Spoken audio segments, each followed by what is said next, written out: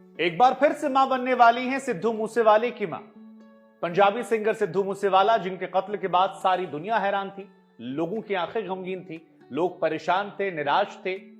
अब उन्हीं के परिवार में एक बार फिर किलकारी गूंजने वाली है और यह खबर जो है ये सोशल मीडिया पर भी काफी वायरल हो गई। सिद्धू मूसेवाला, जिनकी माता जी की उम्र 58 साल की है, उनको लेकर खबर आई है कि वो अगले महीने यानी मार्च के महीने में एक बच्चे को जन्म देने वाली है।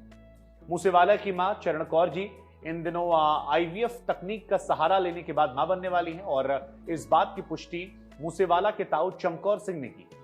मूसेवाला की मां चरण कौर पिछले 3-4 महीने से अपने घर से बाहर नहीं निकली। सूत्रों के अनुसार वो मेडिकल टीम की निगरानी में है। सिद्धू मूसेवाला अपने माता पिता की इकलौती संतान थे। 29 मई 2022 को उनकी हत्या कर दी गई थी। इसके बाद उनकी मां चरण कौर और पिता बलकौर सिंह काफी अकेले हो गए थे। इसी के बाद उन्होंने दूसरे बच्चे को जन्म देने का फैसला किया।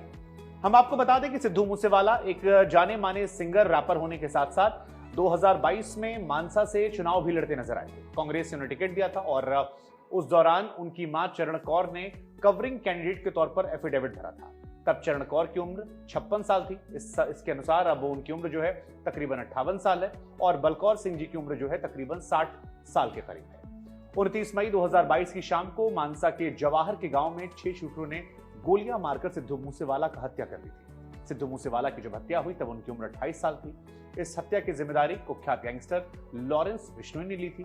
कनाडा में बैठे गैंगस्टर गोल्डी बराड़ ने इसकी पूरी साजिश को अंजाम दिया था, जिसमें लॉरेंस का भाई अनमोल और भांजा सचिन थापन भी शामिल था। पुलिस ने इस मामले में 35 आरोपियों को नामजद किया है। इनमें से 4 की मौत हो चुकी है। हत्या के बाद से माता पिता बेटे के इंसाफ दिलाने की लगातार लड़ाई लड़ रहे थे। वे लगातार पंजाब की आम आदमी पार्टी सरकार को घेर रहे थे। सिद्धू मूसेवाला का डेब्यू गाना 2017 में जी वैगन आया था। हालांकि उन्हें पॉपुलैरिटी सो हाई गाने से मिली। 2018 में उनका गीत PBX1 billboard Canadian album tally में 66वें नंबर तक पहुंचा था। इसके अलावा उन्हें गीत 295 भी बिलबोर्ड ग्लोबल 200 में था और लगातार उनके गाने अलग अलग रैंकिंग में रहे। उनके गानों को लगातार उनके प्रशंसक सुनते रहे। सिद्धू मूसेवाला की जिंदगी काफी लोगों को इंस्पायरिंग भी लगती थी। सिद्धू मूसेवाला अक्सर अपने गांव में रहकर अपने ट्रैक्टर पर वीडियोस बनाते थे, अपने माता पिता अपने पिंड को दिखाते थे और इसी वजह से लोगों में उनकी पॉपुलैरिटी बहुत ज्यादा हो गई।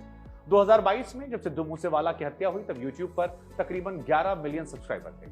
उनके मौत के बाद 1.5 साल में सब्सक्राइबर दोगुने हो चुके हैं। फिलहाल उनके सब्सक्राइबर्स की संख्या 23.4 मिलियन है। वहीं इंस्टाग्राम पर 14.4 मिलियन फॉलोअर्स हैं। हत्या के बाद सिद्धू मूसेवाला के 6 गाने रिलीज हो चुके हैं। 3 सप्ताह पहले ही ड्रिपी गीत रिलीज हुआ था, जिसे 3 हफ्ते में तकरीबन 2.68 करोड़ लोग देख चुके हैं। इससे पहले वॉच आउट, चोरनी, मेरा नाम, वॉर और SYL रिलीज हो चुके हैं।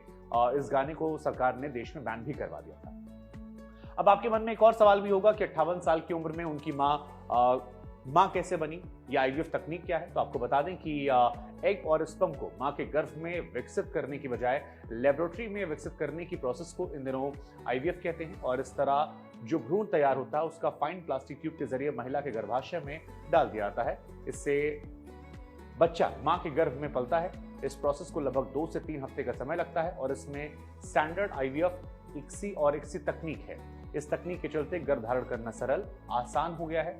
जो दंपति बेबी प्रोड्यूस करने में असमर्थ हैं, उनका इसके जरिए ट्रीटमेंट किया जाता है। सिद्धू मूसेवाला के घर में अब एक और बच्चा आने वाला है। ऐसे में आप इस खबर को कैसे देखते हैं और क्या आप सिद्धू मूसेवाला के प्रशंसक हैं? अगर आप उनके प्रशंसक हैं तो वो सिद्धू मूसेवाला का कौन सा गीत है जिसे आज भी आप सुनना पसंद करते हैं? हमें कमेंट सेक्शन में जरूर बताइएगा। इस खबर को लेकर आपका रिएक्शन क्या है वो भी हमें समझाइएगा।